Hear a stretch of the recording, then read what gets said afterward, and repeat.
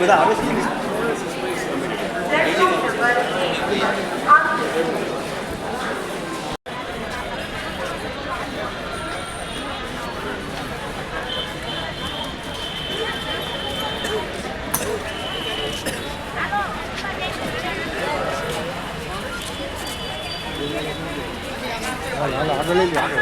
Railway station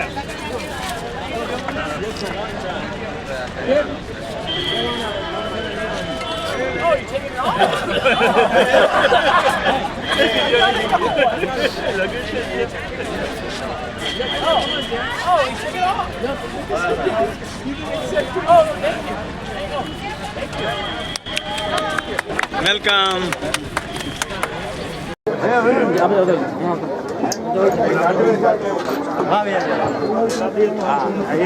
ચલો ચલો જલ્દી જલ્દી.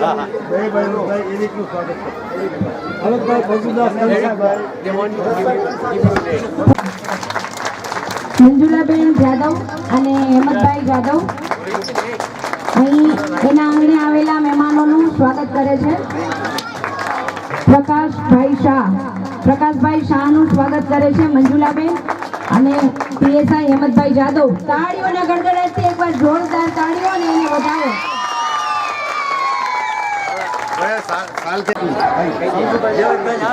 આપણે આપણા ગામના આગેવાન એવા સમજુભાઈ અને તેમની ટીમ, આપણા માજી સરપંચ શ્રી સમજુભાઈ અને તેમની ટીમ અહીંયા સ્વાગત કરવા માટે ઉપસ્થિત થઈ છે. તાળીઓના ગડગડાટથી એમને પણ વધાવી.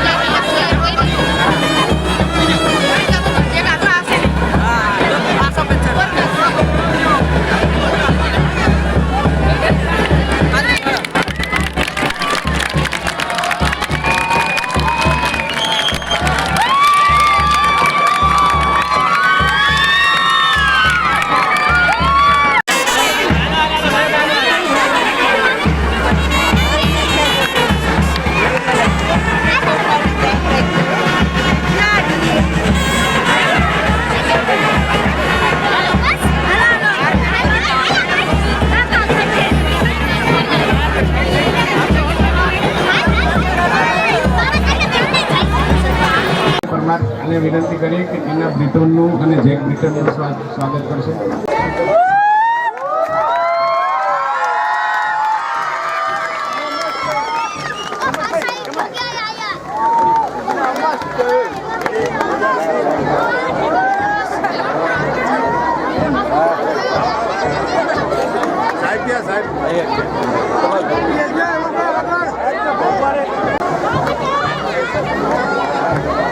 તાળીઓનો ગડગડાટ.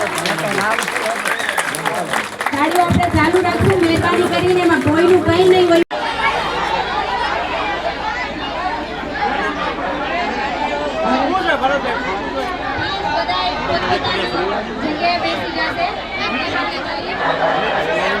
મહેરબાની કરીને આપ સૌ પોતપોતાની જગ્યાએ બેસી જશો. આપણે નાનો પ્રોગ્રામ ગોઠવેલો છે. આપણા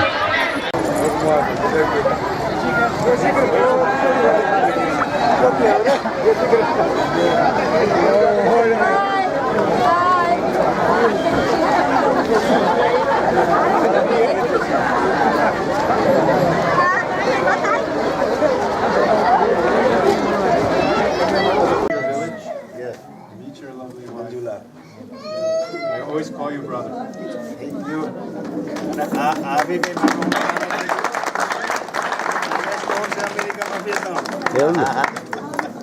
Thank you. Instill the qualities that my family gave to me and bring that into my life, and hard work, education, self-confidence, and try to take advantage of every opportunity that I could.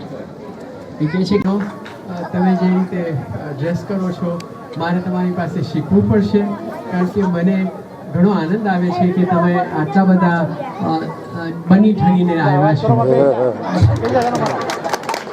હવે હું દાદો છું, તમે મારા દીકરીના દીકરાઓ છો, કે મને ઘણો આનંદ આવે છે કે હું ઇન્ડિયા પાસેથી ઘણું શીખીને જાઉં છું.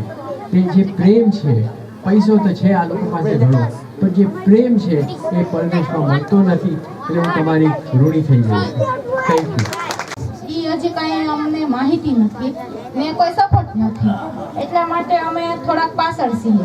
જો આપણે ગામમાં મહેમાન અહીંયા પધારેલા છે ને, થોડો ઘણો અમારા બહેનોને સપોર્ટ કરે, અમારા ગ્રામજનો અમને સપોર્ટ કરે. જાતની પ્રેમ ભાઈ દરથી થઈ ગઈ. આ નેચા પછી તકલીફ થઈ.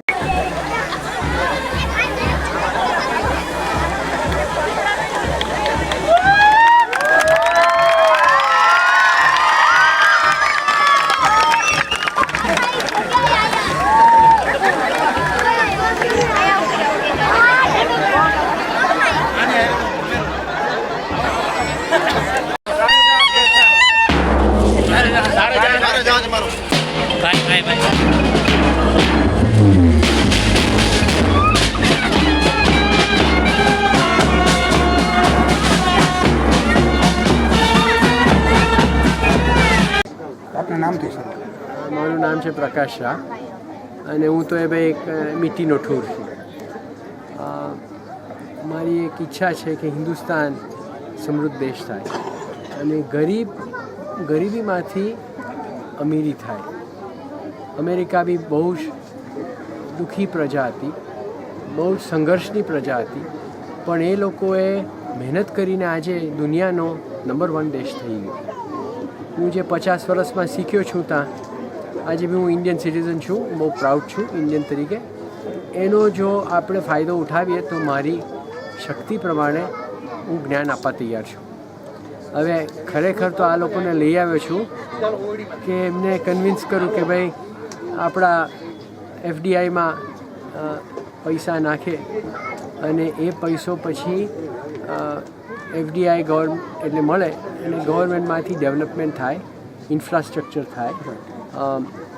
આપણી હાઉસિંગ લોન્સ એ બહુ મોટી વસ્તુ છે. અમારે ત્યાં ભાઈ હાઉસિંગ લોન 3% મળે છે, 30 વર્ષનું મોર્ગેજ મળે છે.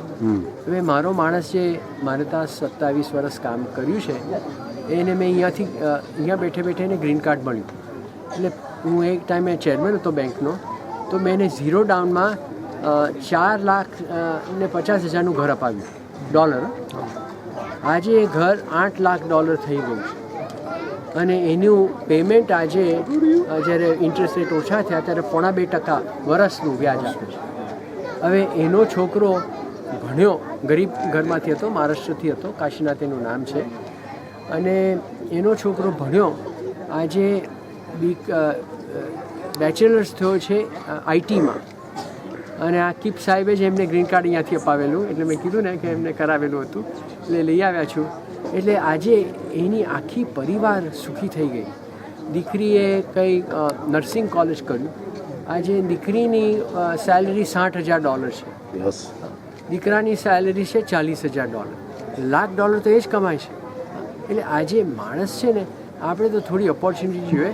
આ દેશ જેવો કોઈ દેશ છે નહીં, આપણી જેવી હોશિયારી જેવી કોઈ હોશિયારી છે નહીં. અને પ્રભુ કૃપાથી ગાંધીજીનું જે સ્વપ્ન હતું કે હિન્દુસ્તાન આઝાદ એટલું ના થાય પણ આર્થિક આઝાદી લે, એ મારું સ્વપ્ન છે કે આર્થિક આઝાદી મળવી જોઈએ.